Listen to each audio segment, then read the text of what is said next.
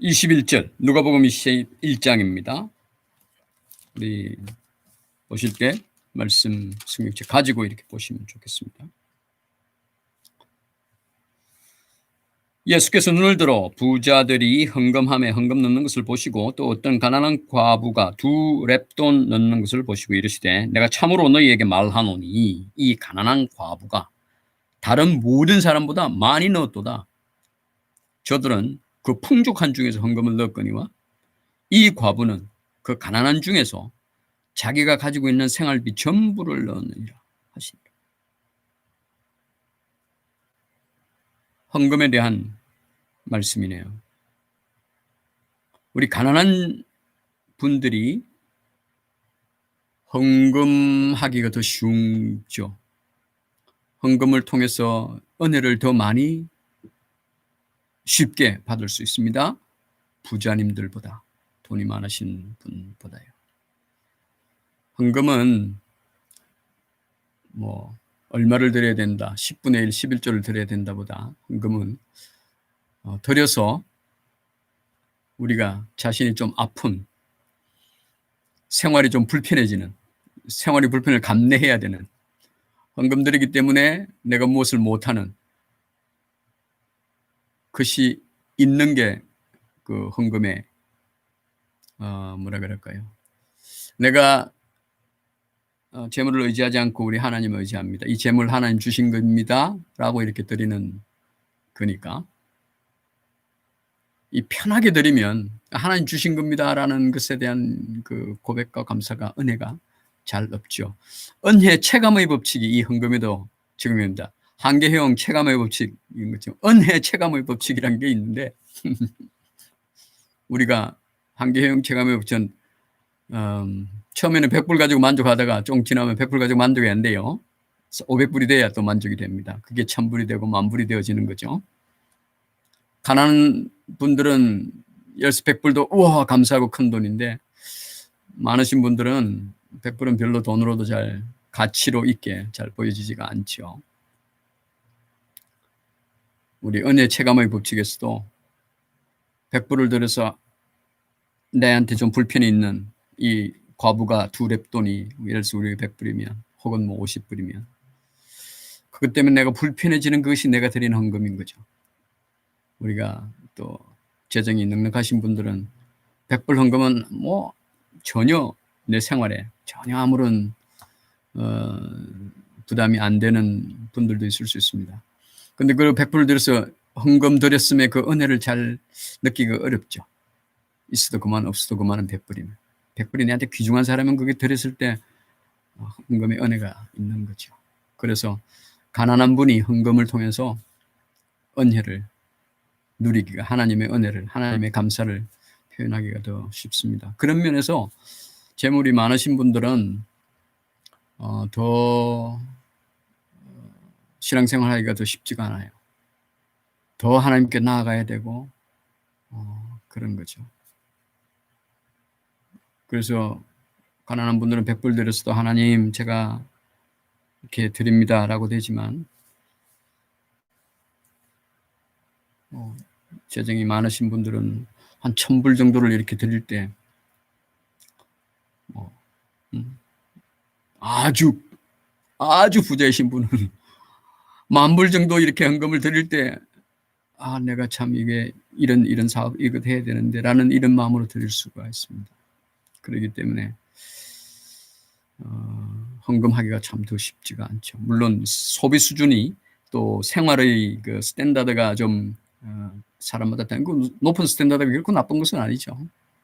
그런 가운데서 하나님께 드리는 이 헌금을 한다는 게 이제 쉽지가 않다는 거예요. 그러니까 더더욱 하나님의 은혜 가운데 깊이, 하나님을 더욱더 깊이 만나고 하나님 살아계심이 막 느껴졌을 때 이제 그런 헌금도 되어지는 거죠. 그렇게 이렇게 우리가 헌금 생활과 또 믿음 생활 이렇게 하지 않으면, 자칫 어떤 액수로 헌금이 보여지면 그것이 우리 신앙생활에 큰 위기를 줄 수도 있습니다. 예를 들어서요, 매주 예를 들어서 1000불 헌금하는 게 큰 그게 문제가 아닌 이런 큰 재정을 가지신 분들은 그 헌금으로 인해서 내가 하나님 드립니다라는 이 마음은, 은혜는 되지 않는 수준인데, 또 교회나 어떤 그 기관에는 큰 힘이 될 때 자칫 그 교회에서는 또 그러한 헌금에 대해서 불시신할 수가 있습니다. 감사할 수가 있죠. 근데 그 감사를 또 들으면 인간적인 의의가 또 이렇게 만들어질 수도 있고 이러기 때문에 그것이 자신도 모르게 그렇게 될 수, 그래서 교회에서 참 조심을 해야 됩니다. 그런 분들에게 시험에 들지 않도록 교회가 조심해야 되는 거죠. 결코 잘 드러나지 않게 하시고 하나님과의 것으로만 이렇게 되어지게 이렇게 돼야 된다고 그렇게 생각을 합니다.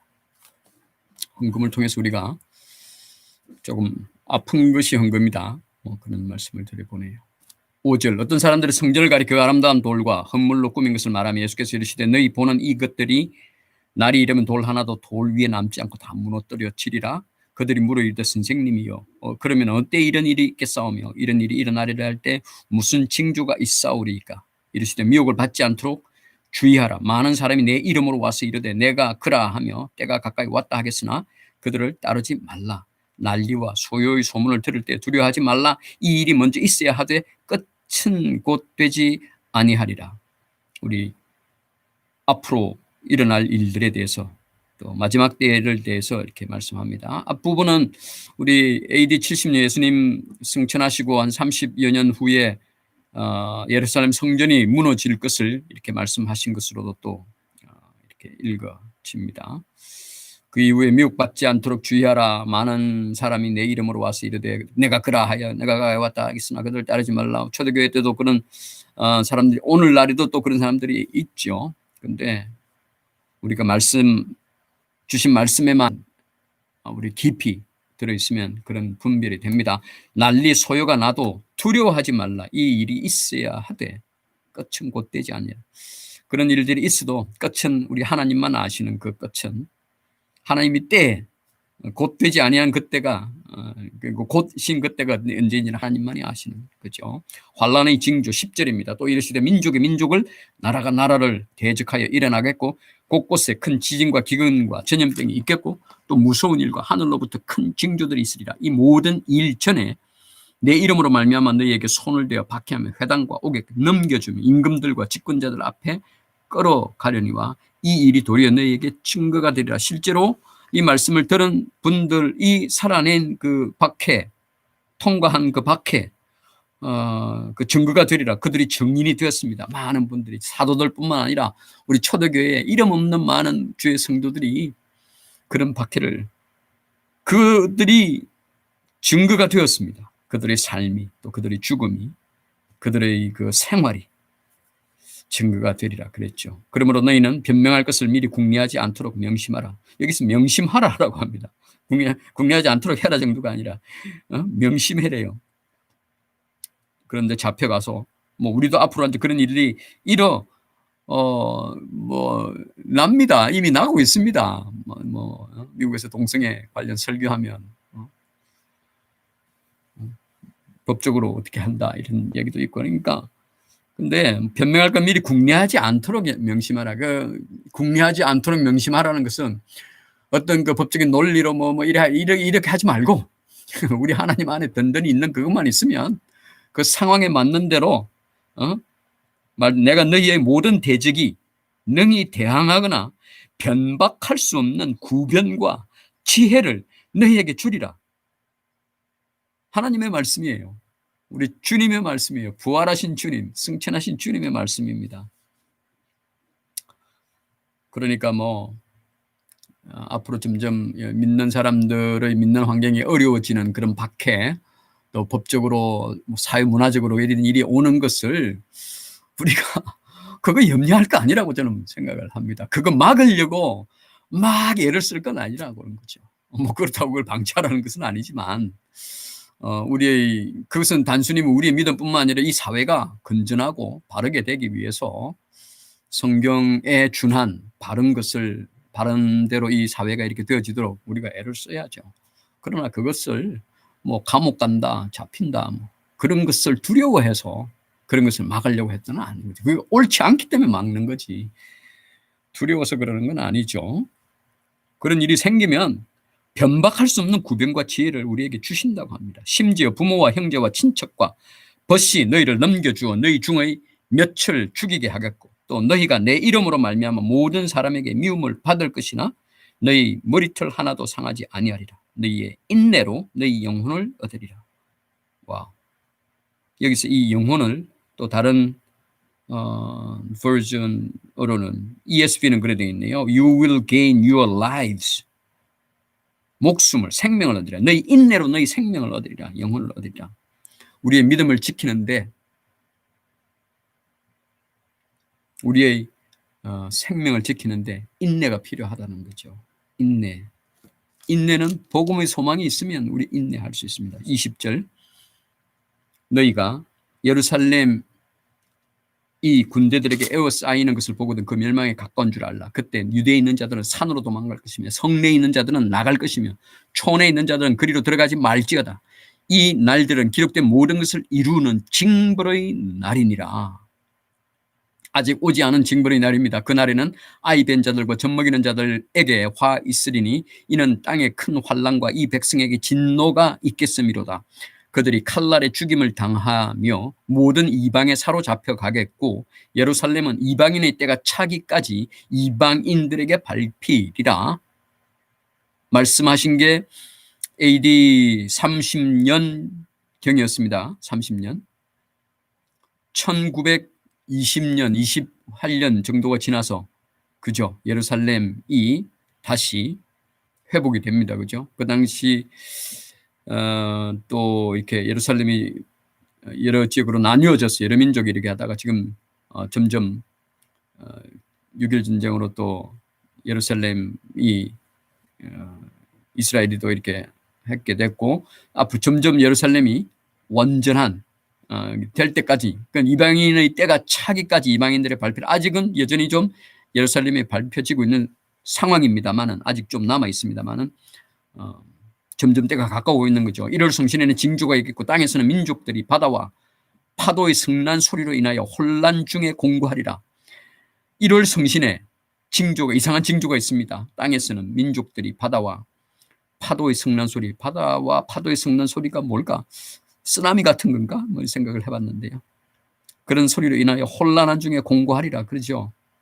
쓰나미 한번 인도네시아 같은 데 왔을 때 정말 힘들었죠. 사람들이 세상에 임할 일을 생각하고 무서워하므로 사람들이 세상에 임할 일을 생각하고 무서워하므로 기절하리니 이는 하늘의 권능들이 흔들리겠습니다. 하늘의 권능들이 1월 성신이 또 하늘의 어떤 힘들이 악한 영들의 그런 힘들이 흔들리고 이 생각지도 않은 여러 가지 일들이 일어나는 것들로 무서워서 기절할 정도로 무섭다는 거죠. 그때에 그러한 어찌 이런 일이 나지 뭐 과학적으로 설명 안 되는 이상한 일들이 일어나고 막 그럴 때 그때 사람들이 인자가 구름을 타고 능력과 큰 영광으로 오는 것을 보리라. 이런 일이 되기를 시작하거든.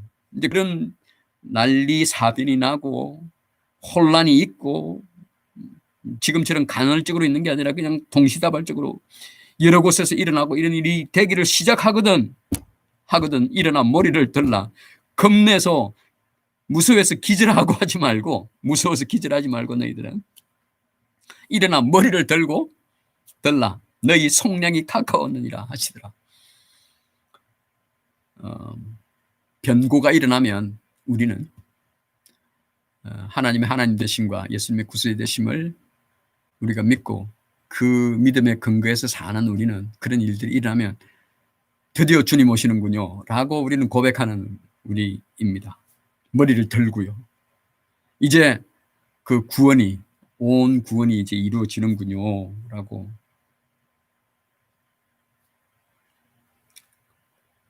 우리는 무서워서 기절하는 사람은 아닙니다. 머리를 들고 주님 오심을 기뻐하는 우리들입니다. 그렇죠? 이에 비유로 이르시되 무화과 나무로 29절입니다. 이에 비유로 이르시되 무화과 나무와 모든 나무를 보라. 싹이 나면 너희가 이런 일이 싹이 나면 너희가 보고 여름이 가까운 줄을 자연히 아나니 이와 같이 너희가 이런 일이 일어나는 것을 보거든 하나님의 나라가 가까이 온 줄을 알라.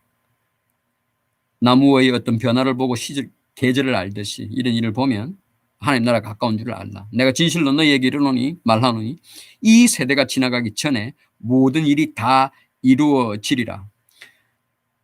학자들 가운데 이제 이 세대가 언제냐, 그 세대냐, 우리 제너레이션이라는 3, 40년의 세대냐, 아니면 세대주의에서 세대냐, 이런 가지고 어떤 논란들을 많이 하는데 그게 뭐가 맞다, 뭐, 이걸 설명하고 이런 것보다 저는 이렇게 읽습니다.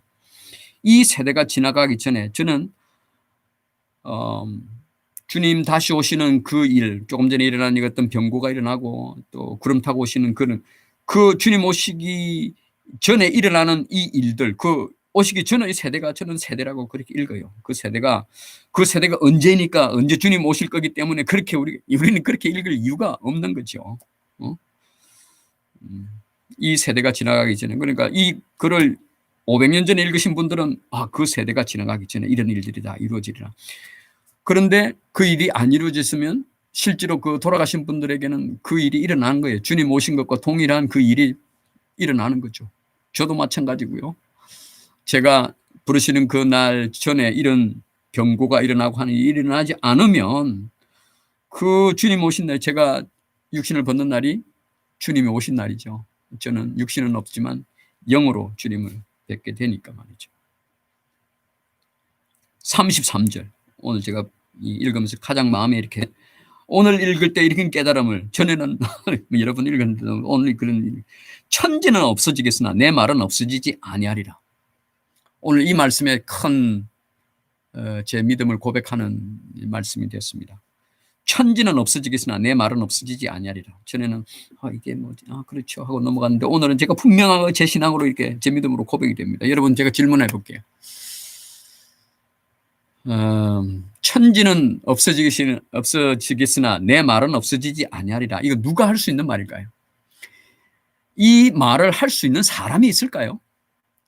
과학을 하는 사람들 생각할 때 한번 생각을 해보십시다. 천지가 없어지는데 말이 있을 수 있어요? 말이 있어질 수 있어요? 천지가 없어졌어요. somehow 어떻게 됐든 간에 하나님의 불로 심판한 것이 됐든 어쨌든 천지 없어졌습니다. 무신론자일지라도 천지 없어졌어요. 그럼 사람도 없는 거예요. 그런데 말은 없어지지 아니하리라.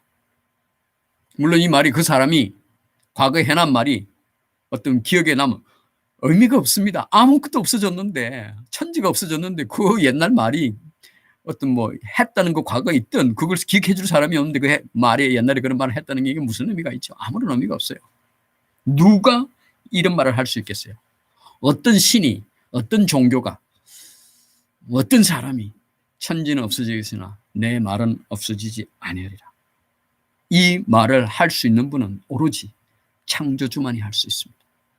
창조주만이 천지는 없어지겠으나 내 말은 없어지지 아니하리라 말할 수 있어요. 질문 드려볼게요. 어느 것이 먼저 생겼습니까? 천지가 먼저입니까? 말이 먼저입니까? 여기서 말이라 할 때는 우리 예수님의 말입니다. 천지가 먼저입니까? 말이 먼저입니까? 무엇이 먼저죠? 우리 과학으로 생각하고 진화론으로 생각하고 사람으로 생각하면, 그죠? 뭐 그것도 그런 천지는 먼저네요. 사람이 나중에 생기니까 말이에요. 그렇죠. 천지가 먼저 생겨지고 그다음 말이 생기죠. 사람이 진화해가지고 이제 그다음에 말하게 되었으니까. 그런데 성경적으로 보면, 하나님의 말씀으로 기준해서 보면 말이 먼저 있었어요. 그리고 천지가 생겼어요. 창세기 1장 3절에 하나님께서 이르시되 빛이 있으라 하시니 빛이 있었습니다. 말씀이 먼저 있었어요. 말이 있었어요. 말이 천지를 말씀으로 창조를 하십니다. 그러므로 천지가 생기기 전에 있었던 우리 주님의 말, 하나님의 말은, 천지가 없어져도 하나님의 말씀은, 하나님의 말은 있는 거예요. 천지는 없어져도 하나님은 존재하시는 거예요. 천지가 생기기 전에 하나님이 존재하셨기 때문에, 스스로 존재하시는 분 하나님이 계셨기 때문에, 그러므로 천지는 없어져도 하나님의 말씀은, 이 땅 하늘 없어지죠. 새 하늘 새 땅 되죠. 여전히 하나님 말씀은 없어지지 않아요. 너희는 스스로 조심하라. 그렇지 않으면 방탕함과 술 취함과 생활의 염려로 마음이 둔하여지고 뜻밖의 그날이 덫과 같이 너희에게 임하리라. 이 날은 온 지구상에 거하는 모든 사람에게 임하리라. 이러므로 너희는 장차 올 이 모든 일을 능히 피하고 인자 앞에 서도록 항상 기도하며 깨어있으라. 아멘. 우리 기도하며 깨어있어야 합니다. 복음의 소망에서 흔들리지 말고 기도하며 깨어있어야 합니다. 예수께서 낮에는 성전에 가시고 밤에 나가 감람원이라 하는 산에서 쉬시니 모든 백성이 그 말씀을 들으려고 이른 아침에 성전에 나가더라. 누가복음 21장을 오늘 같이 읽었습니다. 기도하고 마칩니다. 아버지 하나님 귀한 은혜를 감사합니다.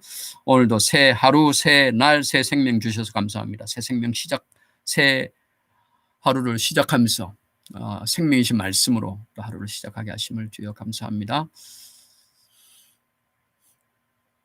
읽는 가운데 감동하신 아버지 하나님, 기도하는 가운데 감동하신 아버지 하나님, 하나님 살아계심을 고백합니다. 주님 오셔서 온 인류를 구원하시고 하나님 우편에 앉아 계셔서 다시 오실 그날을 준비하고 계시는 줄 믿습니다. 저희들의 맨션을 준비하신 주님, 저희들이 그곳을 소망하며 복음의 소망을 가지고 일생을 사는 중에 오늘 하루를 삽니다. 오늘 하루가 우리 복된 하루 되게 주님 도와주옵소서. 온 세계의 교회가 하나로 연합하는 귀한 역사가 일어날 수 있도록 하나님 도와주옵소서. 머리이신 우리 주님, 교회의 머리이신 머리 한 분이십니다. 머리는 하나입니다. 수많은 지체가 있습니다. 몸 지체가. 이 땅의 모든 교회가 올바로 하나님을 고백하고 주님을 믿는 모든 교회가 주님의 몸입니다. 몸은 하나입니다. 연결되어 있습니다. 아버지, 모든 교회가 서로 연합하고 연결되어 몸된 교회 사명을 잘 감당할 수 있도록 하나님 도와주옵소서. 특별히 저희 교단이 21일 금식하며 기도하는 목회자들의 그 기도 오늘 마지막 날입니다. 오늘의 기도 제목에 우리 모든 교회가 연합하여 복음을 전하는 일에 서로 협력하고 또 서로를 돕고 사랑하는 일들이 일어나도록 기도하고 있습니다. 전 세계에 복음으로 교회가 하나 되며 복음 전하는 일에 힘을 쓸 수 있도록 아버지 하나님 도와주옵소서. 특별히 우리 미국을 기도합니다. 미국의 탄생이 우리 복음에 온전히 하나님을 온전히 예배하고 하나님만 예배하는 삶을 살려고 우리 영국에서 이민자들이 이렇게 와서 시작한 나라가 미국입니다. 아버지 하나님, 우리 사람이 있는 곳에는 다 이렇게 죄성을 가진 사람들의 죄된 모습들이 이렇게 드러납니다. 그러나 그것은 이 땅이 우리 주님 오시기 전까지는 피할 수 없는 현실입니다. 그런데 그들의 것을 주님은 보시지 않고 주님의 자녀들을 보시는 줄 믿습니다. 우리가 믿음 가운데 온전함을 가지고 교회가 온전함을 가지고 교회가 청교도의 그 처음 순수한 그 신앙으로 우리가 온전히 돌아가도록, 그래서 우리가 바로 서서 교회가 바로 서고 성도가 바로 서서 빛이 되고 소금이 되어서 세상의 어둠에 빛과 소금이 있음을, 빛이 있음을 이렇게 보이는 저희들이 되어야 됩니다. 세상에 자꾸 힘들어지는 것은 우리 믿는 사람, 주의 종들이, 주의 성도들이, 주의 백성들이 바르지 못해서 그렇음을 주님 우리 고백합니다. 저희들의 죄를 용서해 주시고 저희가 더 아버지 앞에 온전히 나아갈 수 있도록 하나님, 저희 믿는 모든 세상의 이 세계의 모든 믿는 사람들을 하나님 온전케 하여 주시고 긍휼하여 주시고 믿음을 더하여 주시옵소서. 오늘 하루도 감사합니다. 구원하신 예수님 이름으로 기도합니다. 아멘. 아멘. 샬롬. 오늘은 30분이나 걸렸네요. 15분, 20분을 넘지 않아야 되는 행복한 하루 되십시오. 감사합니다.